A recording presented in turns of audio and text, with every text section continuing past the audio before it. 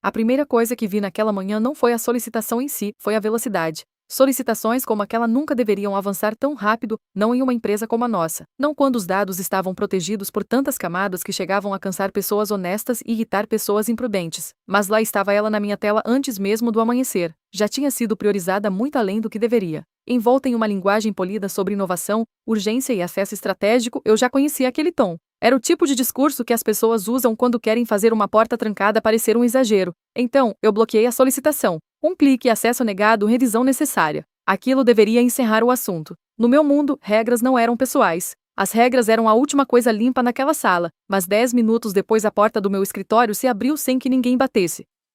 E Nolan Dani entrou como se o prédio estivesse esperando desde o dia em que foi construído. Meu nome é Mara Ellison, tenho 44 anos. E nos últimos 7 anos, fui diretora sênior de conformidade de sistemas de segurança na Aegis Vector Defense, o que em termos simples, significa que só lembravam que eu existia quando algo perigoso tentava atravessar uma porta que deveria permanecer fechada. Nolan sorriu para minha tela, não para mim. Você bloqueou meu pedido. Você não tem autorização para esse nível. Ele soltou uma risada baixa, daquele tipo que filhos de gente poderosa dão quando acham que uma regra é só a opinião de alguém. Não estou pedindo um favor, Mara. Estou avançando com o projeto. Virei levemente o monitor e mostrei a ele o alerta de risco. Então encaminhe isso pelo canal correto. O maxilar dele se contraiu. Por um segundo, o ar pareceu desaparecer da sala.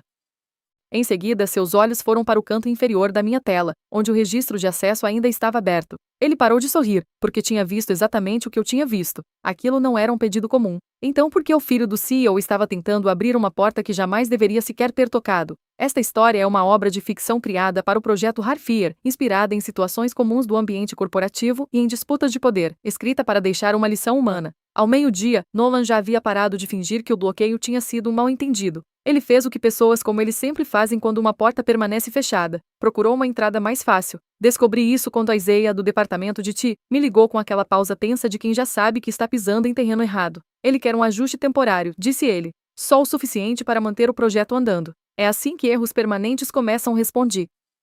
Deixe fechado. A Isaiah baixou a voz. Ele disse que isso veio de cima. Claro que veio. Naquela tarde, Elise Warren entrou no meu escritório com um sorriso sereno e a postura controlada de quem parece levar flores para um funeral que ajudou a organizar. Ela apoiou uma das mãos na cadeira à minha frente e disse: precisamos de um pouco mais de flexibilidade agora. Precisamos de aprovação formal, respondi. Ela me lançou um olhar tão refinado que quase parecia gentileza. Mara, a inovação não pode esperar que toda mentalidade ultrapassada se sinta confortável. Mentalidade ultrapassada. Era assim que faziam. Nunca te chamavam de errado de imediato. Primeiro te chamavam de ultrapassado. Mais tarde, Theo Mercer apareceu na porta do meu escritório. Ele não entrou. Pessoas como Theo nunca se envolvem completamente até saber para que lado a situação vai pender. Talvez seja melhor documentar tudo, disse ele em voz baixa. Eu já estou fazendo isso. Ele assentiu uma única vez. Ótimo. No fim da tarde, o cenário já estava claro. Nolan não estava apenas pressionando por acesso, ele estava contornando completamente os canais oficiais. Em meio a uma sequência de mensagens paralelas, encontrei referências a uma colaboração externa em inteligência artificial que nunca havia passado por uma revisão adequada. Então percebi outro padrão: sequências de contatos que não faziam parte do sistema oficial. Continuei registrando, continuei reportando, mantive a calma, mas ao meu redor os comentários já estavam mudando. Rígida demais, lenta demais, despreparada para o que vem a seguir. Na minha área, quando te rotulam como alguém que atrapalha, podem destruir sua reputação por anos. Às 18h14, uma mensagem apareceu na minha tela. Vitor quer ver você agora. O escritório de Vitor Dani sempre tinha um leve cheiro de couro e poder antigo, além de decisões tomadas antes mesmo de qualquer outra pessoa entrar na sala. Quando entrei, Nolan já estava lá, largado em uma das cadeiras de visitantes como se tivesse nascido com o direito de ocupar aquele espaço. Elisa estava ao lado dele, com uma pasta no colo. Vitor estava perto da janela, com as mãos nos bolsos, olhando para a cidade como se tudo ali lhe pertencesse. Ele não me convidou a sentar. Vou ser direto, disse ele. Você está criando um obstáculo desnecessário para uma iniciativa estratégica. Nolan não tem autorização para esse nível de acesso, respondi. E o pedido apresentou indicadores de risco que exigem revisão. Vitor se virou e finalmente me encarou. O que isso mostrou foi a sua incapacidade de se adaptar. Nolan sorriu sem qualquer simpatia. Esse é o problema. Pessoas como Mara acham que trancar tudo é sabedoria. Não é, é medo. Mantive os olhos em Vitor. Não se trata de conforto. Não se tratava de inovação. Tratava-se de um limite que seu filho não tinha autoridade para ultrapassar. Ele descartou a ideia com um gesto de mão, como se eu tivesse levado uma reclamação irrelevante. Você se tornou resistente, disse ele. Rígida, um obstáculo para a liderança. Pronto. Era a linguagem usada quando queriam sustentar uma mentira convincente. Eu disse que segui o procedimento. Não, respondeu Vitor. Você impediu meu filho de avançar. O silêncio tomou conta da sala. Então ele declarou a decisão sem elevar a voz, o que tornou tudo ainda mais desconfortável. Você está sendo afastada do seu cargo com efeito imediato, enquanto conduzimos uma revisão formal. Elise se moveu no mesmo instante. Deslizou os documentos pela mesa com tanta rapidez que pareciam já estar preparados antes mesmo de eu ser chamada. Não era uma avaliação de desempenho. Não era uma apuração. Não era uma conversa. Era uma dispensa. Um caminho liberado. Olhei para os papéis e depois para Vitor. Não vou assinar nada que transforme isso em uma falha minha. Nolan soltou uma risada contida. Vitor não reagiu. Coloquei meu crachá sobre a mesa. Então disse a única verdade presente ali. Vocês não estão resolvendo um problema. Estão removendo a última pessoa que ainda sabe onde está o limite. Ninguém respondeu. Quando a porta se fechou atrás de mim, eu soube que minha carreira tinha sido empurrada para o abismo. Mas se Nolan continuasse atravessando aquela porta, por quanto tempo isso ainda seria tratado como um assunto familiar? Eles não me expulsaram à força. Teria sido mais fácil odiar aquilo. Em vez disso, me deram a versão elegante. Uma escolta discreta. Um profissional da segurança interna caminhando meio passo atrás de mim, sem encostar, sem pressionar, apenas próximo o suficiente para deixar claro que eu não fazia mais parte dali. A humilhação sempre parece mais sofisticada em ambientes bem financiados. As pessoas viravam o rosto quando eu passava. Um engenheiro pareceu querer falar algo, mas logo voltou a atenção para a tela. Uma mulher do setor de compras me ofereceu aquele sorriso tenso que surge quando alguém se sente aliviado por não ser o alvo. 2 analistas mais jovens me observavam com confusão evidente, como se já tivessem ouvido a nova versão da história e tentassem encaixar minha imagem nela. Difícil, resistente, desalinhada. Quando as portas do elevador se fecharam, eu já sentia a narrativa se formando contra mim. Em casa, o silêncio pesou mais do que qualquer palavra dita por Vitor. Deixei a bolsa, permaneci parada na cozinha por um longo instante e depois me sentei à mesa sem acender a luz. Perder o emprego doeu, mas não foi o que mais me abalou. O pior foi perceber como seria fácil distorcer tudo. Mara não protegia limites, Mara atrasava a empresa, Mara se recusava a evoluir, Mara virou o problema. Abri o laptop e revisei os registros novamente. Histórico de acessos, marcação de datas e horários. Registro de encaminhamentos. Então, o detalhe que vinha me incomodando desde cedo voltou com mais força. Um contato externo aparecia repetidamente. Nunca pelos canais oficiais, sempre fora da estrutura formal. Ainda não era suficiente para uma denúncia formal, mas já era o bastante para me deixar em alerta. Não liguei para ninguém. Não entrei em pânico. Agarrei-me à única coisa que não podiam tirar de mim, a verdade. No fim da noite, minha tela exibiu a confirmação de que minha denúncia havia sido recebida por um nível superior. Eles tinham recolhido meu crachá. Já não podiam conter aquilo dentro da empresa. Na manhã seguinte, a EG se preparou para uma reunião estratégica. Café fresco na sala, vidros impecáveis, telas ligadas antes mesmo do dia clarear por completo. Tudo transmitia confiança, mesmo que metade das pessoas ali tivesse passado a noite tentando não pensar no que havia acontecido comigo. Esse era o truque de lugares assim. Eles conseguiam enterrar alguém antes do jantar e ainda agir com normalidade poucas horas depois. Vitor encarou a avaliação como confirmação de que havia feito a escolha certa. Eu nem precisava estar presente para imaginar a cena. Nolan no centro. Vitor um pouco mais ereto. A mensagem evidente sem precisar ser dita. A velha guarda havia saído. O futuro tinha chegado. E quem atrapalhasse seria removido. Por volta do meio da manhã, as atualizações que eu recebia discretamente começaram a preencher as lacunas. Nolan circulava pelo andar como se já fosse dono daquilo. Ele não reclamava. Era pior, estava satisfeito. Tranquilo. Parabenizava pessoas antes mesmo de qualquer resultado. Falava sobre velocidade, integração e presença global como se profissionais experientes devessem agradecer por vê-lo ignorar etapas que levaram anos para serem respeitadas. E por trás dessa confiança havia algo que ele ainda não compreendia. Jean Liu. Esse nome aparecia repetidamente nos registros que eu havia guardado. Nolan parecia enxergar Jean apenas como uma ponte, uma conexão internacional, uma mente externa ágil, alguém capaz de fazer sua visão de inteligência artificial parecer maior do que realmente era. Para Nolan, um contato internacional não parecia representar risco. Era apenas um atalho disfarçado de oportunidade. Telmercer percebeu o suficiente para começar a perder a cor. A sequência dos fatos estava ficando cada vez mais comprometedora. Avisos anteriores, minha demissão, a revisão acelerada, tudo se encaixava de forma perfeita demais para suportar uma análise mais profunda. Elise, pelo que soube, continuava suavizando o ambiente com sua habitual frieza elegante. Mara havia sido inflexível. Mara resistia à mudança. Tudo estava sob controle. Essa era a narrativa que precisavam sustentar. Lá em cima, a sala de reuniões era preparada como se fosse uma cerimônia. E pouco antes de Nolan abrir o último slide, o celular dele vibrou com uma mensagem de Jean Liu. Ele leu e sorriu. No mesmo instante, lá embaixo, um pequeno grupo de agentes federais, já autorizados pelos canais legais e pelo jurídico da empresa, passou pela segurança da EG sem diminuir o passo. A reunião começou do jeito que Victor sempre preferia, com a confiança presente antes mesmo de qualquer validação. Ele apresentou Nolan como se apresenta algo que se espera admiração imediata. Não apenas como seu filho, não apenas como o executivo em ascensão, mas como uma prova. Prova de que a Aegis estava pronta para ultrapassar a antiga cautela, os limites tradicionais, as pessoas que ainda acreditavam que portas trancadas existiam por um motivo. Nolan se levantou, ajustou a tela e ofereceu à sala aquele meio sorriso calculado. Um sorriso que pressupunha concordância antes mesmo de conquistá-la. Então a porta se abriu. Não foi uma entrada hesitante, nem um assistente discreto.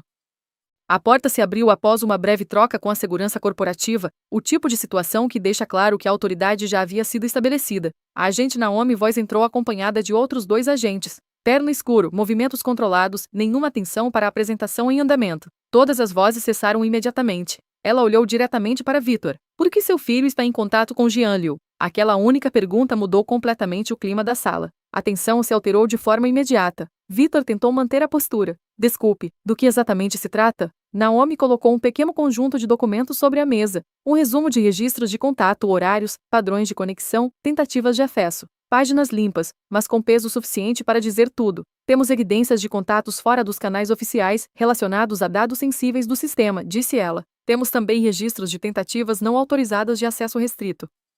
Temos um comportamento que indica risco de comprometimento de segurança. Nolan respondeu rápido demais. Isso foi uma abordagem exploratória, estratégica. Não houve intenção maliciosa. Naomi não olhou para ele de imediato. Não se trata da versão que você prefere, disse ela. Trata-se do registro que você criou. Então voltou a encarar Victor. Isso agora faz parte de uma investigação federal de contra-inteligência em andamento. Pela primeira vez, Victor deixou de parecer um pai protegendo o filho. Parecia um homem percebendo que já não tinha controle sobre a situação. Nolan tentou falar novamente, mas um dos agentes já estava ao lado dele. Naomi fez um gesto discreto. Acompanhem os 2, por favor. E enquanto o laptop de Nolan era retirado de suas mãos ali mesmo, a verdade finalmente alcançou um lugar que minhas palavras nunca tinham conseguido atingir. Eu não tinha bloqueado uma ideia. Eu tinha evitado um desastre.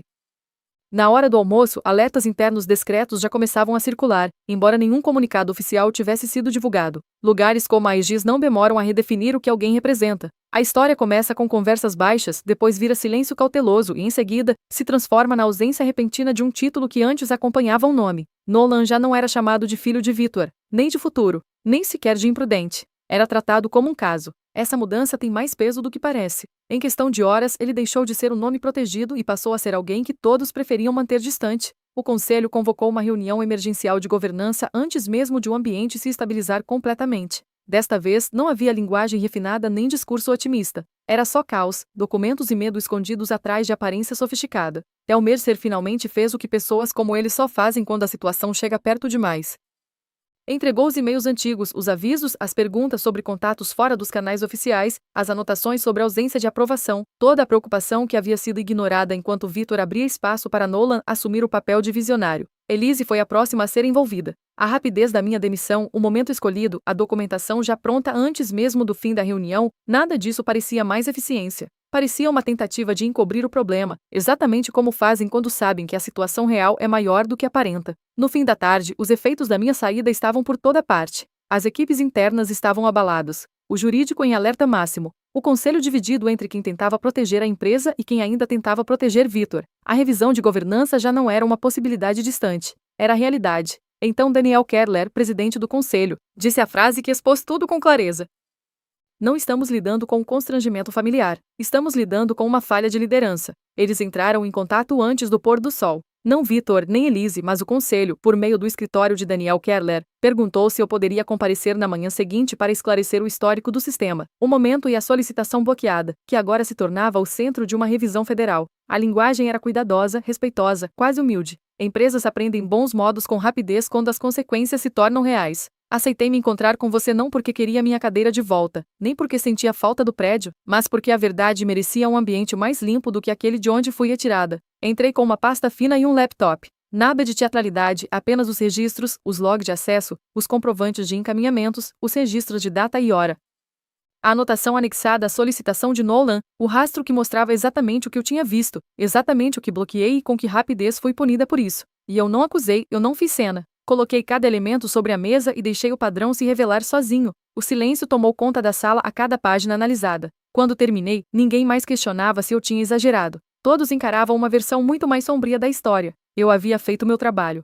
Fui afastada por manter um limite claro, e a empresa acabou envolvida em uma investigação federal porque um pai escolheu o filho em vez de respeitar o limite que deveria ter protegido ambos. Na hora do almoço, alertas internos discretos já começavam a circular, embora nenhum comunicado oficial tivesse sido divulgado. Vitor foi formalmente afastado de todas as decisões operacionais até a conclusão da apuração. Elise passou a ser investigada internamente. Então veio a proposta. Queriam meu retorno imediato.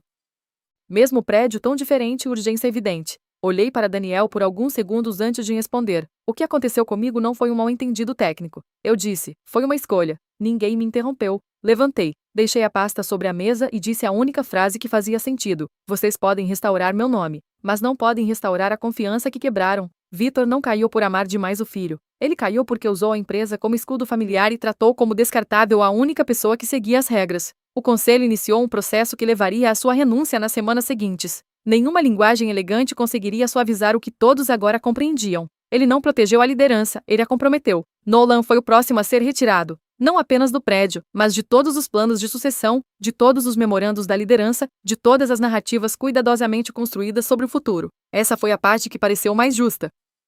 Ele queria ser visto como futuro. Agora, seu nome havia se tornado algo que as pessoas removiam dos slides antes das reuniões começarem. Elise perdeu o cargo pelo mesmo motivo que pessoas como ela sempre deveriam perder. Ela praticou retaliação e tentou disfarçar isso como procedimento. Mãos limpas, intenção comprometida. Theo permaneceu, mas não o mesmo. Algumas consequências não vêm com demissão. Vêm com a obrigação de lembrar exatamente quando você percebeu o risco e escolheu não se posicionar contra ele. Daniel anunciou as novas diretrizes pessoalmente. Nenhum membro da família da alta liderança voltaria a ultrapassar limites de acesso. Em situações de segurança, a equipe executiva poderia agir de forma independente da alta direção quando necessário, e qualquer retaliação contra o time de compliance acionária uma revisão imediata pelo conselho. Aceitei ajudar durante a transição, mas apenas como consultora independente.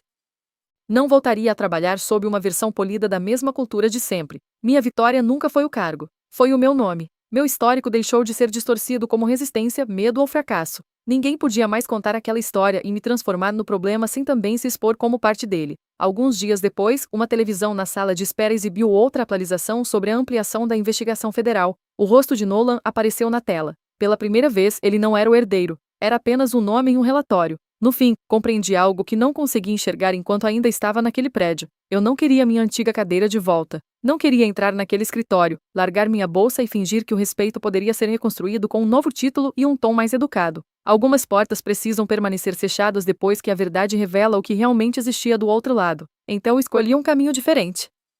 Não sob o comando de outro executivo, não sob a promessa elaborada de outra pessoa. Permaneci por perto o suficiente para ajudar a estabilizar o sistema, mas apenas onde o trabalho pudesse se sustentar na verdade, e não no ego. A AEG sobreviveu, mas não por ser mais inteligente que a ameaça. Sobreviveu porque no último instante a mentira perdeu espaço. Eles estiveram perto de perder tudo, não por causa de um invasor desconhecido, mas porque um homem poderoso acreditou que seu filho poderia ficar acima da linha que mantinha todos os outros sob responsabilidade. Essa era a marca que carregariam. Uma semana antes, Nolan estava naquela sala de reuniões como se o futuro já fosse dele. Uma semana depois, vi seu nome nas notícias novamente. A investigação ainda seguia em andamento, e analistas jurídicos afirmavam que as acusações poderiam levá-lo à prisão por até 20 anos. Não senti satisfação ao ouvir isso, apenas clareza.